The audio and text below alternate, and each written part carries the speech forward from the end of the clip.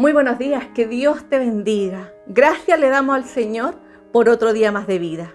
Y te quiero invitar para que puedas escuchar por unos segundos la palabra. Está en Juan 15:15. Dice: ya no os llamaré siervos, porque el siervo no sabe lo que hace su Señor.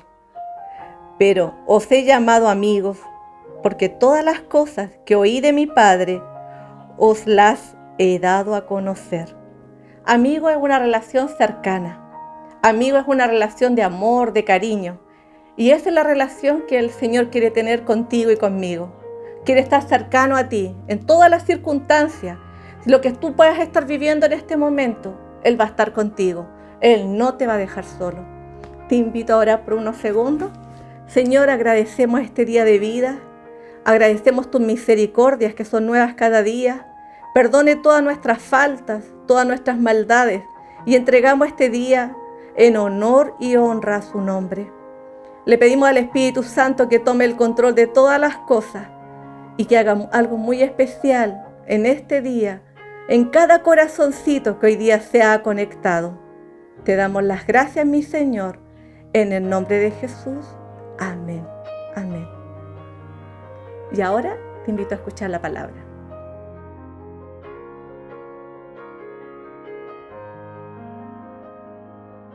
Hola, muy buenos días, ¿cómo están? En esta mañana deseo llevar una reflexión de la palabra del Señor una vez más. En esta oportunidad la encontramos en el Evangelio de Marcos. Mientras preparaba esta reflexión, en mi mente ahí pensaba por el momento qué significaría o cómo sería caminar con el Maestro. Por eso le pusimos por título Un día con el Maestro. Pero antes quiero explicar un poquito de qué se trata este Evangelio, ¿ya? Evangelio según San Marcos. En primer lugar, aquí en este Evangelio se presenta a nuestro Señor Jesucristo como el siervo sufriente. Así como en Mateo se le presenta como el león de la tribu de Judá. Así que en esta mañana o en esta oportunidad vamos a compartir y vamos a reflexionar con respecto a esto. ¿Quién escribió esto? Bueno, de acuerdo al título, lo escribió Marcos. Su nombre es Juan Marcos. Él era discípulo de Pedro, de acuerdo a 1 de Pedro 5:13. No era de los 12, por eso digo, era discípulo de Pedro. Incluso algunos comentarios dicen que prácticamente la escritura fue soplada por Pedro hacia Marcos para que éste la escribiera. Ahora, ¿a quién está dirigida? Este evangelio está dirigido más que nada a un pueblo gentil. ¿Por qué pensamos eso? ¿Por qué creemos eso? Porque muchas cosas que acontecen con respecto a la tradición judía, después Marcos la explica. Si no hubiese sido así, no hubiese sido necesario, porque ellos ya conocían de qué se trataba. Bueno, y vamos a dar comienzo en esta mañana. Vamos a estar basados en el capítulo 1, del versículo 14 al 35. Como es un poquito largo, vamos a extraer algunos versículos de este pasaje. Pero antes de esto, quiero dar lectura a Primera de Marcos, capítulo 1. Primera de Marcos, capítulo 1, para introducirnos un poquito. Versículo 1 dice así: principio del Evangelio de Jesucristo, Hijo de Dios, como está escrito en Isaías el profeta: he aquí yo envío mi mensajero delante de tu faz, el cual preparará tu camino delante de ti. Ya.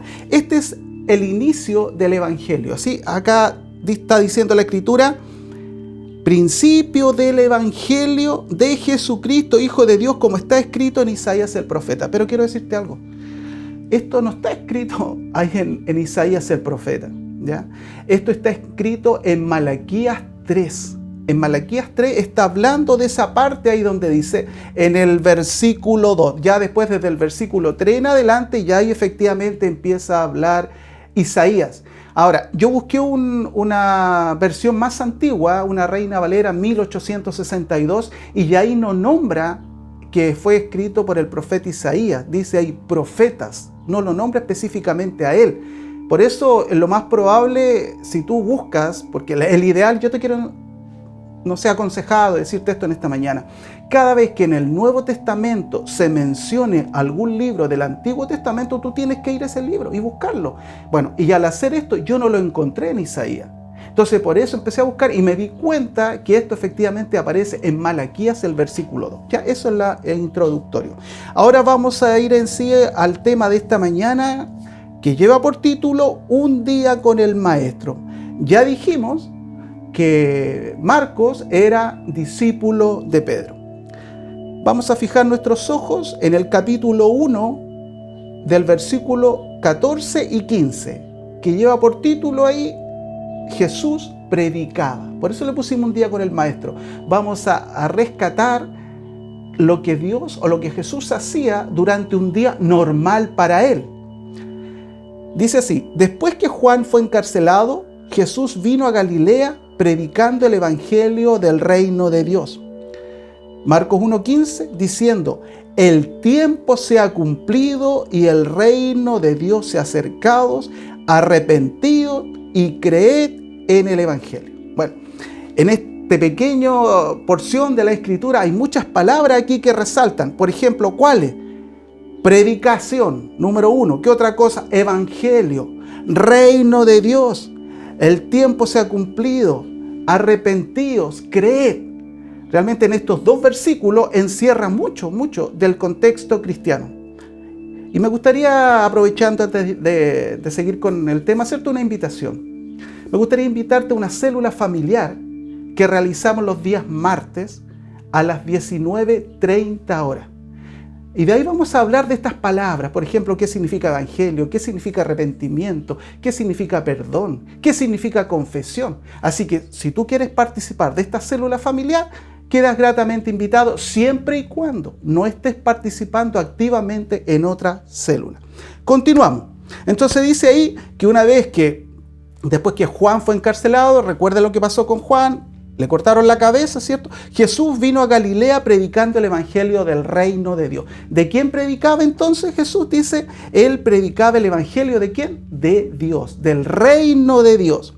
Diciendo, el tiempo se ha cumplido y el reino de Dios se ha acercado y arrepentíos y creed en el evangelio. Galilea era una región montañosa al norte de Palestina con una llanura muy fértil. Su población estaba fusionada con extranjeros. Ahora, ¿cuándo acontece esto? Cuando el rey de Asiria trae extranjeros y los mezcla. ¿Y cuál era el deseo de este rey? Que ellos perdieran la identidad. Por eso Galilea era considerada de los gentiles, de los no creyentes, de los paganos, incluso de los ateos. Galilea más o menos estaba compuesta por una cantidad de 300.000 habitantes. Ahora, el llamado del maestro, de acuerdo a esto, era arrepentirse. Arrepentirse significa volverse, ¿ya? ¿Qué otra cosa? Creer. ¿Creer en qué cosa? En el evangelio. ¿Y el evangelio qué es? Es el buen mensaje. Entonces, la primera característica que nosotros podemos ver en el Mesías en un día normal era que él predicaba. Yo quiero que en esta mañana tú puedas acercarte un poquito aquí al contexto de la historia y pensar, así como Seba nos proyectó esa imagen, que tú vas caminando con el maestro. Tú vas caminando con él en esta mañana. Entonces lo que él está haciendo, también siente lo que tú lo vas a estar haciendo y que también después lo vas a seguir haciendo. Entonces lo primero que hacía el Señor Jesús era predicar. La tarea predominante en el misterio del Señor Jesucristo fue la predicación. Los milagros, las liberaciones, las sanidades eran un complemento a su ministerio, pero el plato fuerte era la predicación. Independiente de aquí, que en el Evangelio de Marcos, más o menos aparecen unas 18 sanidades, entre sanidad y liberaciones. Este Evangelio está más que nada orientado a esa parte. Sigamos adelante. Su mensaje era entonces, el reino de Dios se ha acercado, y el requisito era, para ir a ese reino, alcanzar a ese reino, es arrepentido y creer en el Evangelio. Este es el mensaje que nosotros debemos entregar a las personas que conocemos, a los que vamos conociendo en el camino. Este es el mensaje. El reino de Dios se ha acercado, arrepentido y creer en el Evangelio.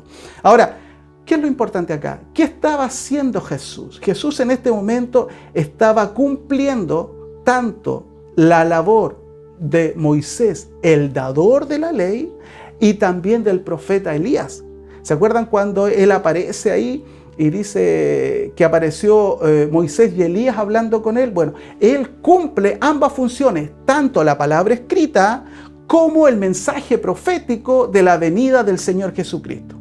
Sigamos. Mira lo que dice Hebreo 1 y 2. Dice así: Dios, habiendo hablado muchas veces y de muchas maneras en otro tiempo a los padres por los profetas, en estos postreros días nos ha hablado por el Hijo, a quien constituyó heredero de todo y por quien asimismo hizo el universo. ¿Qué nos está diciendo acá? Aquí hay un mensaje sumamente importante. Dice que Dios, habiendo hablado muchas veces y de muchas maneras en otros tiempos, dice que Dios se ha manifestado de muchas formas, ya sea a través de la naturaleza, a través de las mismas personas, a lo que se ve a diario, a los padres, a los profetas, dice, por los profetas. O sea, ellos traían el mensaje del Señor. Dice, pero en este tiempo, dice, en los postreros, o sea, los postreros, ¿saben lo que es? Los últimos tiempos, en los postreros días nos ha hablado por el Hijo, a quien constituyó heredero de todo y por quien asimismo hizo el universo. ¿Sabes cuándo comienzan a vivirse los postreros días o los postreros tiempos? Desde este momento. O sea, estamos hablando que ya llevamos casi 2000 años viviendo los postreros tiempos. Por eso los discípulos muchas veces pensaron de que ellos iban a ir en vida, no iban a alcanzar la muerte, porque desde ahí, de que el Señor Jesucristo empieza a declarar este mensaje, ya empezamos en este proceso de los postreros días. Amén. Sigamos. Su propósito entonces era traer el cumplimiento, el deseo de Dios de que el hombre se volviese a Él a través de la predicación. Pero esto es lo maravilloso. Señor Jesucristo por eso dice, no hay otro camino de volvernos al Padre si no es por mí, dice la Escritura. Eso nos enseña a Él. Volver al Padre, pero ¿cuál es el medio? Creer en Jesucristo, y a través de Jesucristo nosotros podemos volver a Dios. ¿Qué otra cosa realizaba el Maestro? Realizaba un llamado a la conversión. Primero predicaba, ahora hacía un llamado a la conversión. Marcos 1, 16 y 17, y dice así: andando junto al mar de Galilea, vio a Simón y Andrés, su hermano, que echaban la red en el mar porque eran pescadores, y les dijo: venid en pos de mí y haré que seáis pescadores de hombres. ¿Te has preguntado alguna vez por qué Dios usó pescadores? Tú me podrás decir, es que de acuerdo a su oficio estaban acostumbrados a hacer esto, entonces era como eso, relacionarlo con un humano y pasar de los peces al humano. No, pero yo te quiero decir algo, que en Jeremías 16 dice lo siguiente. Jeremías 16, del 14 al 16 dice: por tanto, dice, he aquí, vienen días, declara el Señor, cuando ya no se dirá, vive el Señor que sacó a los hijos de Israel de la tierra de Egipto, sino vive el Señor que hizo subir a los hijos de Israel de la tierra del norte y de todos los países a donde los había desterrado, porque los hará volver a su tierra, la cual dio a sus padres. Y aquí pone atención, dice, he aquí, dice, enviaré muchos pescadores, declara el Señor, que los pescarán. Y después enviaré muchos cazadores que los cazarán por todo el monte y por todo el collado y por todas las hendiduras de las peñas. ¿Sabes lo que nos está diciendo la palabra acá? Que este es el segundo éxodo. El primer éxodo se produce cuando el pueblo de Israel son sacados de Egipto, de un lugar. Pero ahora este segundo éxodo se produce de todo el mundo. Él va a recoger este pueblo que cree en Él, a este pueblo que Él está llamando al arrepentimiento, y para ello, ¿qué necesita? Pescadores. Tú te puedes convertir en un pescador del Señor Jesucristo. De hecho, ese es el llamado que Él nos hace, que vayamos y prediquemos el Evangelio a toda criatura. ¿Por qué? Porque esto está declarado ya en Jeremías. Por eso el Señor Jesucristo nada hace al azar. Esto no es coincidencia que fuese pasando ahí por Galilea y viera a estos hombres que estaban ahí y los llamara a ser pescadores de hombres. No, porque esto ya estaba escrito en el libro de Jeremías. Ahora, deseo aclararte algo. No es que ellos respondieron inmediatamente al llamado. Porque dice la Escritura, Él les dice, venid en pos de mí y haréis que seáis pescadores de hombres. Y ellos después responden y dicen que dejaron todo tirado y se fueron. Pero no, antes ya habían tenido un encuentro con Él. No es que ya dejaron la red a su padre, dice ahí Zebedeo, y se fueron. No. Ellos ya habían tenido un encuentro con el Mesías. Quiero decirte en esta mañana, es probable que hayas tenido hasta ahora algún encuentro, algún conocimiento con el Señor, pero aún no te decides a seguirle. Ellos pasó un tiempo, unos días, antes de seguirle. También es un llamado para ti en esta mañana. Si has recibido la voz del Señor, si le has conocido, si has oído hablar de Él, este es el tiempo para que así como estos varones decidieron seguirle y convertirse en esos pescadores, tú también lo puedas hacer hoy. Aquí hay un tiempo, amado, hay un tiempo en el cual ellos pensaron para tomar la decisión. Ahora estos pescadores no eran personas, eran personas realmente sacrificadas, muy sacrificadas. Nosotros conocemos un hermano en Castro y cuando lo llamábamos o se llama a su esposa a altas horas, en la noche él sale a la mar hasta las 5 de la mañana ahí. Esa era la labor de estos varones. Frío, lluvia, tormenta y todo lo que pueda estar pasando. Esa era la labor de estos hombres. Otra cosa que llama la atención era el lugar de donde son tomados. De una ciudad gentil en el fondo. Porque Galilea, como dijimos, era considerada una tierra de gentiles. Existía una raza mixta entre judíos y paganos. O sea, desde ya aquí Dios nos está diciendo a nosotros los gentiles, nos está llamando, nos está haciendo esta invitación de seguirle. ¿Para qué? Para que nos convirtamos en esos pescadores. Mira lo que dice Isaías 9, 1 y 2, dice así, porque esto ya estaba profetizado por Isaías. Aquí en Marco habla de Malaquías, como dije al principio, habla de Jeremías y también usa a Isaías. Isaías 9 del 1 al 2 dice, mas no habrá siempre oscuridad para la que está ahora en angustia, tal como la aflicción que lo vino en el tiempo que livianamente tocaron la primera vez a la tierra de Zabulón y a la tierra de Neftalí, pues al fin, dice, llegará de gloria el camino del mar, de aquel lado del Jordán, en Galilea de los gentiles. El pueblo que andaba en tinieblas vio gran luz, los que moraban en tierra de sombra de muerte, luz resplandeció sobre ellos. ¿Por qué? Porque cuando viene el Mesías, viene la luz, viene la claridad al hombre.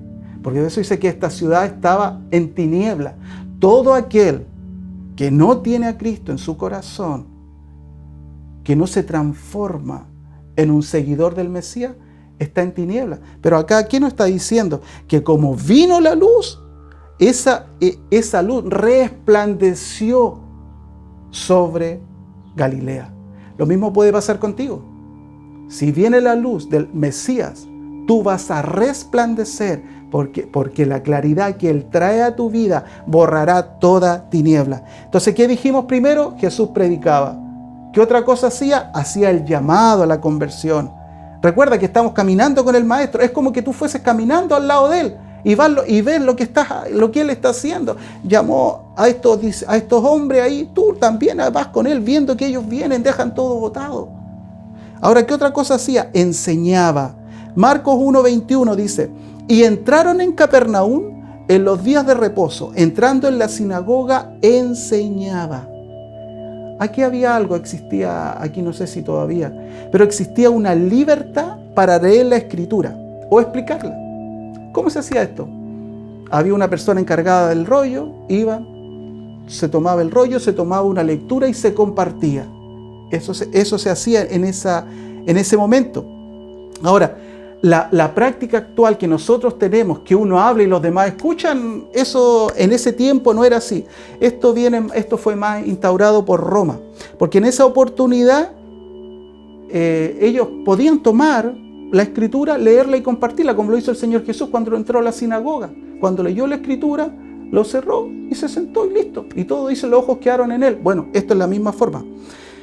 Ahora, ¿por qué después esto fue cambiado? Porque recuerda que no todos tenían acceso a la palabra, acceso a la Escritura. Estaba como resguardada para algunos. De hecho, la misma Escritura nos enseña que si alguno habla o alguno profetiza de parte de Dios, que los otros pueden intervenir. Por ejemplo, en 1 Corintios 14, 29 y 30 dice así: y si alguno habla de parte de Dios, que sean solo 2 o 3 personas, las demás deben prestar atención para ver si el mensaje es de parte de Dios o no. Pero si alguno de los que están sentados recibe un mensaje de Dios, el que está hablando debe callarse y dejar que la otra persona diga lo que tenga que decir. Esto era compartir, esto era hablar, esto era, Dios te reveló esto, tú lo compartes, ¿cierto? Sigamos. Ahora, hay que agregar otra cosa acá. Dice que él enseñaba con autoridad. Y esto les llamó mucho la atención a ellos. Mucho, mucho. Ahora, ¿por qué? Porque esta autoridad estaba o derivada o emanaba ¿de qué cosa? De la dependencia, de la relación y de la sujeción que Jesús tenía con el Padre. Juan 12, 48 y 49 dice así: el que me rechaza y no recibe mis palabras, tiene quien le juzgue. La palabra que he hablado, ella le juzgará en el tiempo postrero. Porque yo no he hablado por mi propia cuenta. El Padre que me envió, Él me dio mandamiento de lo que he de decir y de lo que he de hablar.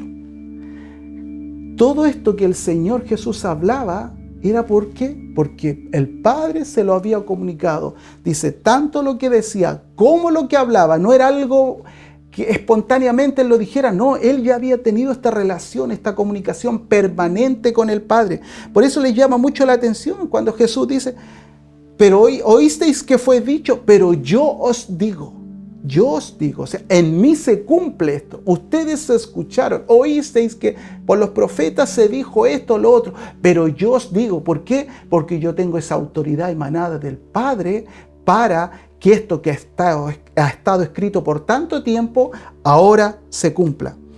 La autoridad del Mesías, insisto, proviene de su comunicación directa y permanente con el Padre.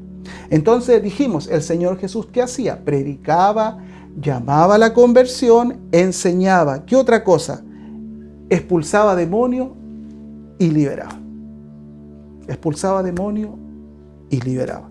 Marcos 1, 23 al 25 dice, pero había en la sinagoga de ellos un hombre con espíritu inmundo que dio voces, diciendo, ¿qué tienes con nosotros, Jesús Nazareno?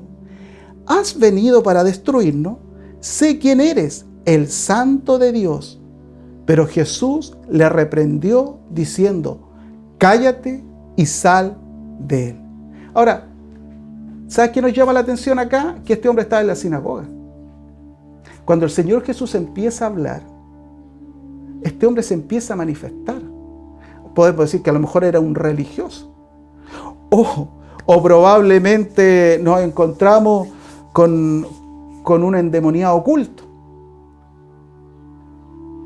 El Señor Jesús siempre tuvo oposición. La primera oposición, ¿cuándo la tuvo? En el desierto. Recuerda que cuando llega acá, Él había ya pasado por el bautismo, había estado en el desierto y aquí es donde comienza su ministerio. Siempre tuvo oposición. Y en la sinagoga encontró esta oposición. Pero aquí, ¿sabes lo que llama la atención tremendamente de esto? Es probable, claro, que este hombre haya estado camuflado ahí, que los demonios reconocen la autoridad. Esto es tremendo. ¿Sabes lo que le dice el demonio? ¿Has venido para destruirnos? Sé quién eres, el Santo de Dios. Los demonios conocen quién es Jesús. Y lo otro, los demonios saben que ya tienen un límite de tiempo. Creo que si algo deberíamos nosotros aprender de este pasaje ahí, es la autoridad que ellos ven, estos demonios, en Jesús. Y también que el tiempo de ellos ya está delimitado. Por eso les dice, has venido para destruirnos, sé quién eres, el Santo de Dios. O sea, este demonio le está diciendo, ya, si llegaste tú, nos llegó nuestro fin. ¿Nosotros tenemos esa seguridad? ¿O los demonios, o los espíritus inmundos, te ven a ti de esa forma? ¿Te pueden decir así como le dicen a Jesús, sé que eres el Santo de Dios? ¿Nos podrán decir, sé que eres un hijo de Dios? Dejo esa pregunta en el aire en esta mañana. ¿Qué otra cosa, aparte de liberar, hacía el Señor Jesús? Restablece la salud. Marcos 1, 29 al 31 dice así: al salir de la sinagoga, vinieron a casa de Simón y Andrés, con Jacob y Juan, y la suegra de Simón estaba acostada con fiebre, y enseguida le hablaron de ella. Entonces él se acercó y la tomó de la mano y la levantó, e inmediatamente le dejó la fiebre y ella les servía. Inmediatamente al leer este versículo se va por tierra el celibato, porque está diciendo que Pedro tenía suegra. Y después esto queda confirmado en 1 Corintios 9:5. ¿Ya? Entonces inmediatamente nos damos cuenta acá que si Pedro tenía suegra era por algo. ¿Ya? Entonces ya decimos acá, se fue el celibato. Ahora, ¿qué otra cosa le pasaba a la suegra de Pedro? Dice que ella tenía fiebre. Ahora, la fiebre no es una enfermedad. La fiebre es un estado de alerta que nos avisa que algo anda mal en el cuerpo.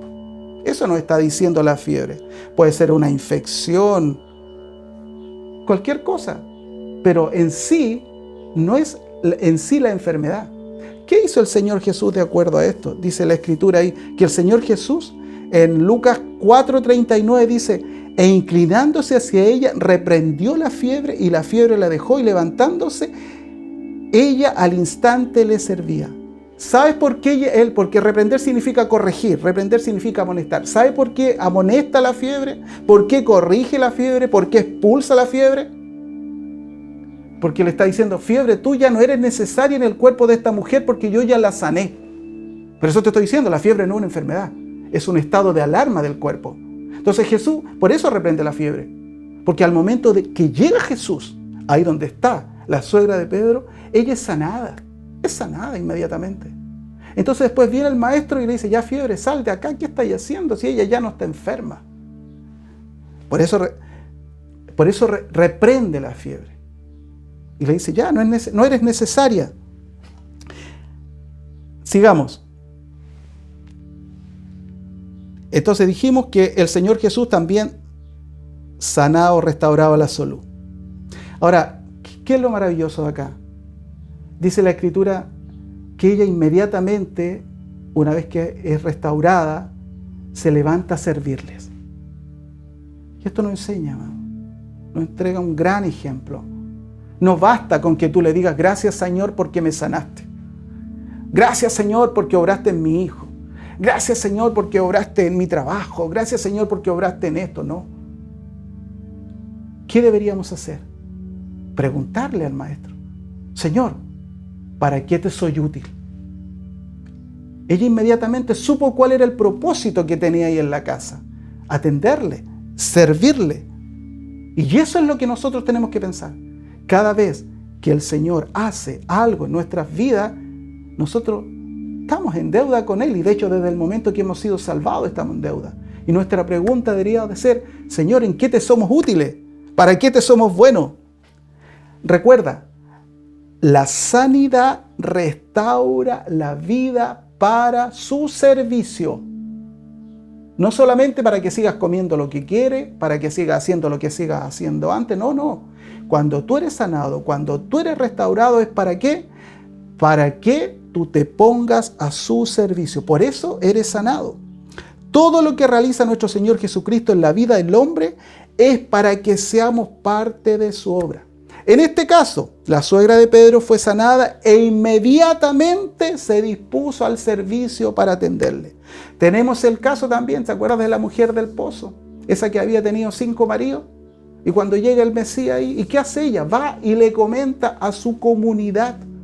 Se convirtió en una vocera, en una predicadora de la palabra del Señor. Tenemos el otro caso también de este hombre de Gadara, que fue liberado de 6.000 demonios.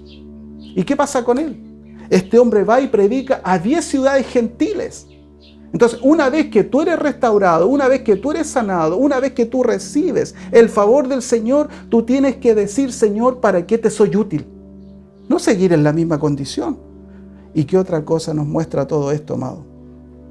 Todo lo que hagas en la obra de Dios permite que el reino de Dios avance, sea el servicio, sea el sustento, sea la predicación, tu desempeño en medio de la adversidad, todo esto, la suma de todo esto que permite que el reino de Dios se siga extendiendo. Y ahora, ¿por qué el maestro cumplía con todas estas funciones? Y te estoy hablando en un día, en un día. Otra cosa maravillosa, él siempre tuvo disposición, siempre. Mira, Marcos 1, 32 al 34, dice así: cuando llegó la noche, luego de que el sol se puso, le trajeron todos los que tenían enfermedades y a los endemoniados, y toda la ciudad se agolpó a la puerta, y sanó a muchos que estaban enfermos de diversas enfermedades, y echó fuera a muchos demonios, y no dejaba hablar a los demonios porque le conocían. Analicemos un poquito. Dice que cuando llegó la noche, o sea, si en la mañana estuvo en la sinagoga, ya lleva 12 horas o más de 12 horas haciendo la obra. Y recuerda, tú estás acompañándolo, tú estás haciendo todo este viaje con él, y ya estás en la noche. ¿Qué quieres a estas altas horas de la noche? A lo mejor quieres ir a acostarte, quieres descansar, quieres ir a comer, no sé.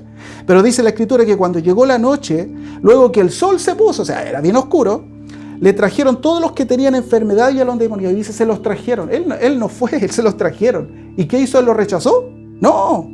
Y dice, y toda la ciudad se agolpó a la puerta. Imagínate ahí en tu casa, que se te llena ahí afuera, golpeándote ahí, que... Bueno, este tiempo está un poco complicado, pero imagínate que pase eso. Ponte en este contexto. Y dice, y sanó a muchos que estaban enfermos de diversas enfermedades. Sanó a muchos, no a todos, porque tú sabes, esto, como dijimos anteriormente, nosotros cumplimos la obra, oramos, y Dios es el que es glorificado. Y echó fuera a muchos demonios. Pero aquí hay algo maravilloso, dice, y no dejaba hablar a los demonios porque le conocían. Él no necesita que nadie le haga propaganda. Él no necesita medios humanos.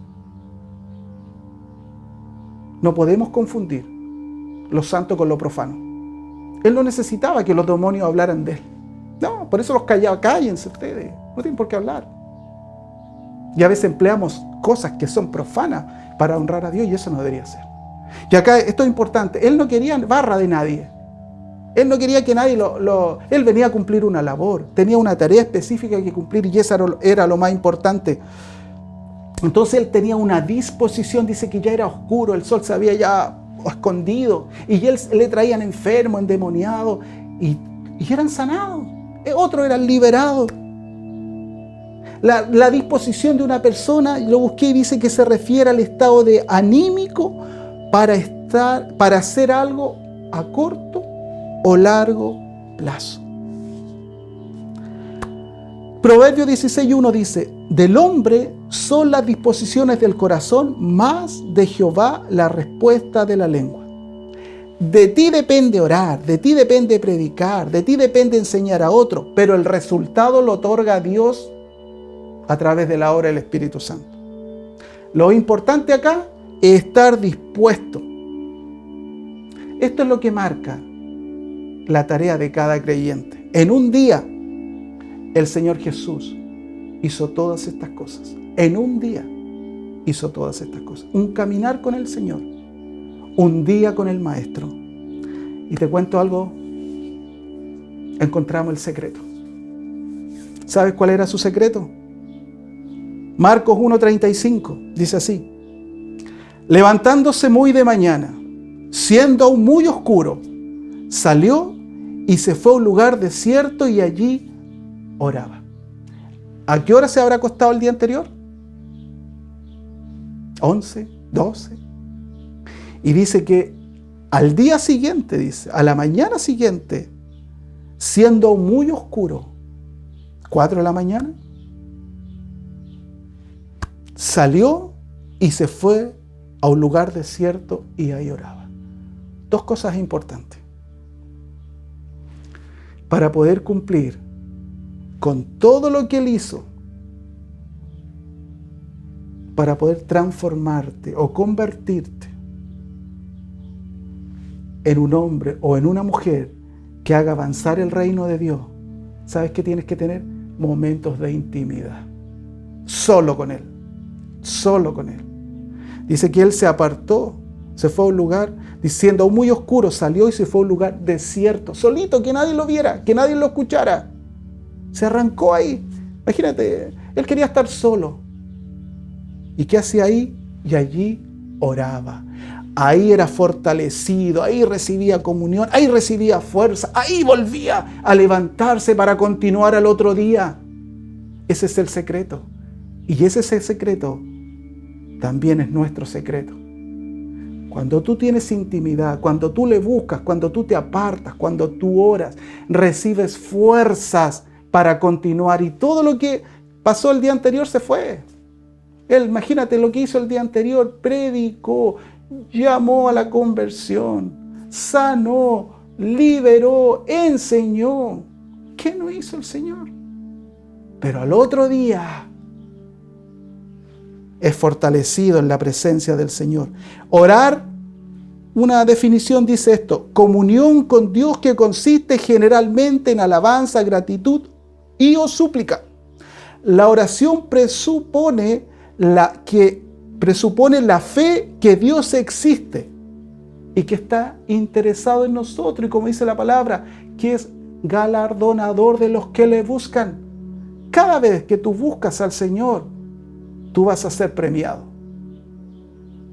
en algún área, en la paz en tu corazón, en una revelación, en una palabra, en un mensaje. Dios te va a dar. Lo más probable es que nosotros, después de este día tan arduo, ¿qué hubiéramos hecho al día siguiente? Tratar de quedarnos en camita lo más que pudiéramos. No contestar ni el teléfono. Estamos cansados.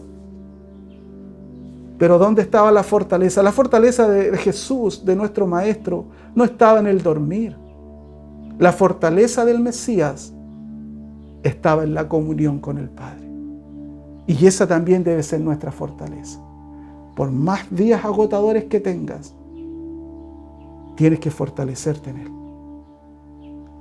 El descanso, que el hombre piensa que descansa muchas veces de diferentes cosas que hace, a veces llega más cansado. Él nos enseña que su energía y fuerza no provienen de un sueño prolongado, sino de una íntima relación con el Señor. Y para ir terminando, quiero leerles algo que decía Charles Spurgeon, que era conocido como el príncipe de los predicadores. Y él decía lo siguiente: no mires a ningún hombre en el rostro sin antes haber visto el rostro de Dios. Te lo leo nuevo. No mires a ningún hombre en el rostro sin antes haber visto el rostro de Dios. No hables con nadie sin haber hablado antes con el Altísimo. Eso decía Spurgeon. No enfrentes el día, no hables con nadie si primero no te presentas delante de Él.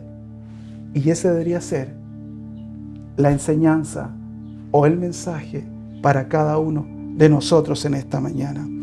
Te resumo entonces esta reflexión titulada Un día con el Maestro. Número 1, ¿qué hacía Jesús?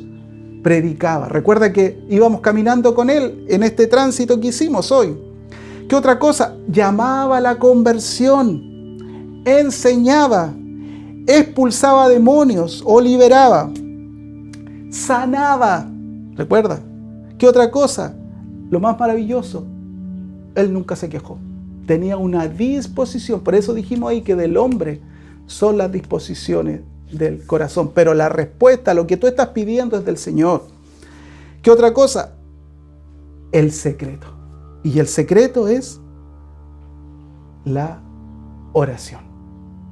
Así que quiero en esta mañana, ahí donde estás, motivarte. Si tú ya eres creyente, quiero pedirte que este secreto del Mesías también pueda ser tu secreto. Pero antes de orar, me gustaría hacer un llamado a todos aquellos que aún no tienen al Maestro en sus corazones. Y así como este llamado que él hacía a la conversión, a recibirle, para entrar al reino de Dios, lo único que le decía: arrepentíos y creed en el Evangelio. ¿Qué dijimos que era Evangelio? Buen mensaje. ¿Qué significa eso? Que lo que el Señor te trae es bueno para ti. Es bueno, te hace bien.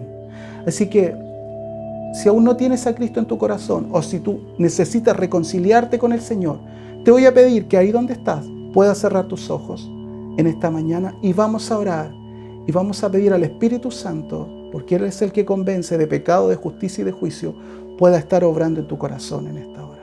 Ahí donde estás, en reverencia, cierra tus ojitos. Y a todos los hermanos que están conectados les pido que estén orando en este momento por esas almas que hoy día van a entrar al reino de los cielos.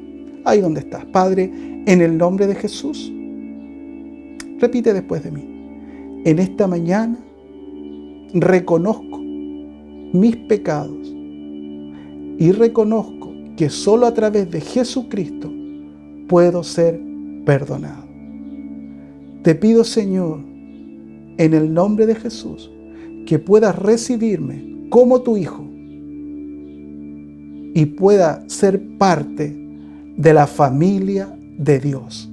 En el nombre de Jesús, amén y amén. Recuerda esto: no todos son hijos. Los que no tienen a Cristo en su corazón son creación de Dios. General. Pero los hijos son solo aquellos que han recibido a Cristo en su corazón. Y ahora quiero orar por todos aquellos que están ahí, para que en este día tú puedas poner la mano en tu corazón y puedas hacer un pacto con el Señor de buscarle, de levantarte temprano, de apartar más tiempo para estar con Él. Y así como el Señor Jesús se acostó probablemente a altas horas de la madrugada y se levantó muy de mañana antes que saliera el sol, a tener esa intimidad, a ser fortalecido en el Espíritu, tú puedas hacer ese pacto con el Señor en esta mañana de buscarle. Dice que Él está pronto a todo aquel que le busca. Él está cercano a todo aquel que le busca.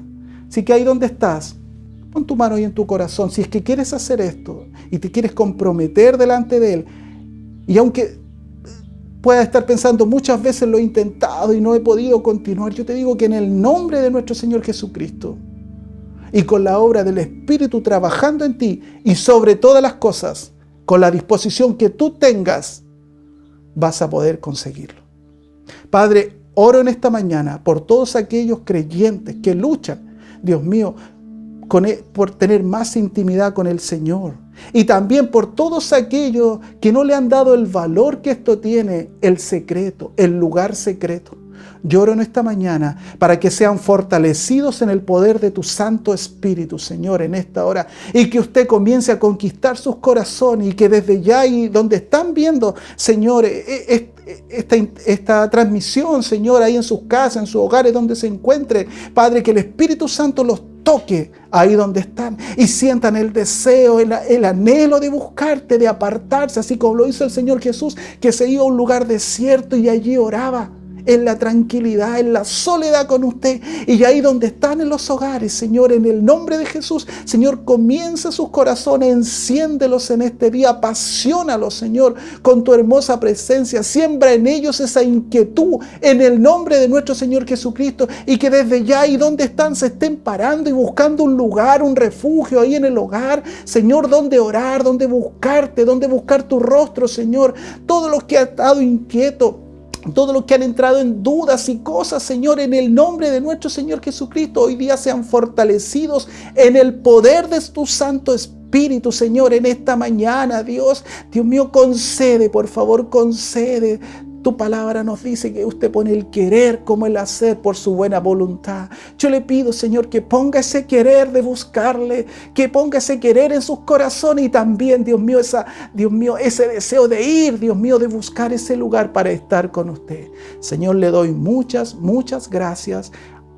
Y pido en el nombre de nuestro Señor Jesucristo que todos, Dios mío, los que están detrás ahí mirando esto, Señor, en el nombre de Jesús, sean renovados, fortalecidos en el poder del Espíritu, y que la unción del Padre, del Hijo y del Espíritu Santo more en cada uno de sus hogares, en el nombre de Jesús. Amén y amén. Y te reitero, martes, 19:30 horas. Si quieres contactarte, nos puedes escribir. Todos aquellos que no estén en células familiares, nos pueden escribir. Y ahí vamos a hablar. Principios básicos. Arrepentimiento, perdón, confesión. Que el Señor te bendiga y tengas una muy bendecida semana.